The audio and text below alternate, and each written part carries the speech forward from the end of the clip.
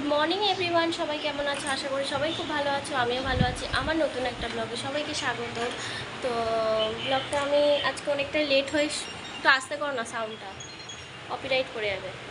তো ব্লগটা আমি অনেকটা দেরি করে করেছি, অনেকটা দেরি মানে অনেকটাই দেরি হয়ে গেছে। এখন বাজে 1:45, তো এখন থেকে ব্লগটা আমি স্টার্ট করলাম।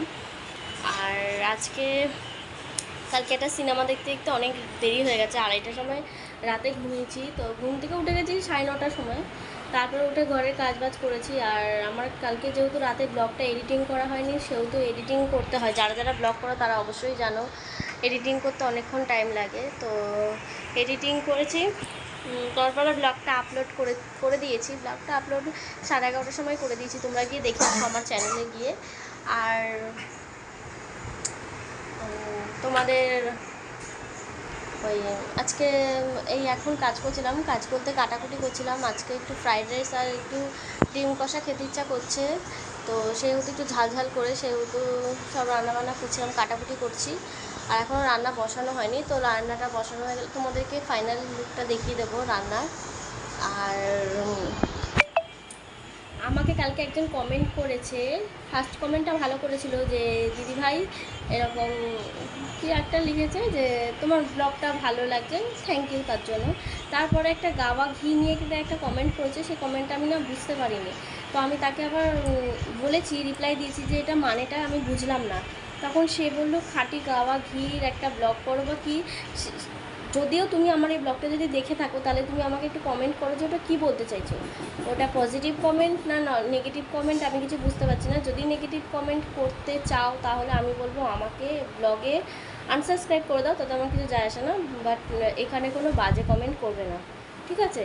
আর যদি ভালো কমেন্ট করে থাকো তাহলে একটু ভালোভাবে বলবে, তাহলে আমি বুঝতে পারবো। আর ইটিং শো তোমরা অনেকেই দেখতে চেয়েছো, কিন্তু ওই ব্লগটা ওই রকম চ্যালেঞ্জ করার জন্য কাউকে দরকার হবে, তো করবে না। তো আমাকে ওরকম কাউকে জোগাড় করতে হবে, তো তোমাদেরকে সেরকম দেখানোর চেষ্টা করব। বা আজকে একটু বেরোনোর আছে, সুস্মিতা ফোন করেছিল সকালবেলা, ফোন করে বললো যে এরকম বেরোতে পারবি 1টা-1:30টার দিকে, এরকম আমি একটু ব্যারাকপুরে যাবো, একটাও কি কাজ আছে, তো সেই জন্য। তো আমি বললাম আমার তো হবে না, আমি যেতে পারবো না, কারণ আমার ঘরে একটু কাজ আছে। তারপরে এই আছে, তা শরীরটা একটু এখন একটু মোটামুটি ঠিক আছে। তোমরা কমেন্টে আমাকে জানতে চেয়েছিলে, তো এখন ঠিক আছে, একটু ভালো আছে। আর আমার কালকে রাত থেকে আমার গলাটা কেমন খসখস খসখস করছে, মনে হচ্ছে আমারই ঠান্ডা লাগবে।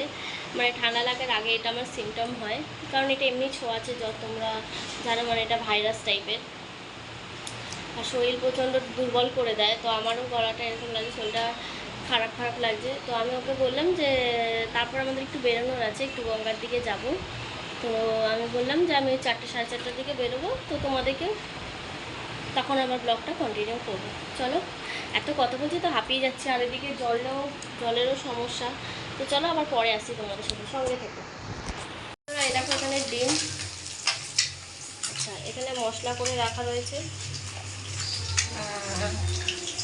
এখানে আলু কাটা ডিমের কষার জন্য, আর এখানে হচ্ছে বিনস গাজর, আর এই যে ভাত আছে। তো বন্ধুরা, এই রান্না করে নিই, করে তারপর আবার কথা বলছি। তো বন্ধুরা দেখো, আমি রেডি হয়ে গেছি, এখন যাচ্ছি হচ্ছে ব্যারাকপুরে। সুস্মিতা ডাকলো আমাকে ব্যারাকপুরেও কাজের জন্য দরকার আছে, তো সেহেতু যাচ্ছি। আর এটাই পরে নিয়েছি, কারণ শরীরটা ভালো লাগছে না, হাত পাটা ব্যথা করছে। তো ঠিক আছে, চলো আবার তোমাদের সাথে বেরিয়ে কথা বলছি। তো দেখো আমি ট্রেনে উঠে গেছি, ট্রেনে উঠে বেলুড়া স্টেশনটা ছেড়ে দিয়েছে। ট্রেনটা ভিড়ই ছিল, তো ওরভাবে ব্লগ করতে পারিনি। চলো নেবা আবার তোমাদের সাথে ব্লগটা কন্টিনিউ করছি। তো বন্ধুরা, ফাইনালি ব্যারাকপুর স্টেশন নেমে গেছি, নেমে এখন হাঁটছি। ওকে ফোন করলাম, তো ও বলল যে সিধা আসতে, তো ওই যে এখন যাচ্ছি। চলো, আর আমার সামনে দিয়ে লবঙ্গীয় দাদা বৌদির দোকানটা করছি, চলো তোমাদেরকে দেখাই রেস্টুরেন্টটা।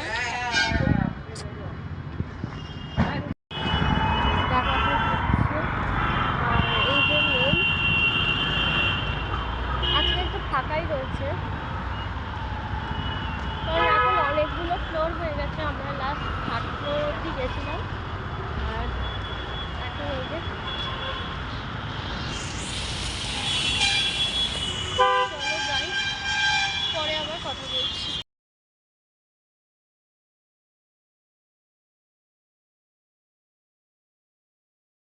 তো তোমরা দেখলে আমি এলআইসি, মানে তোমরা তো জানো না, আমি এলআইসি অফিসে গেছিলাম একটা দরকারে।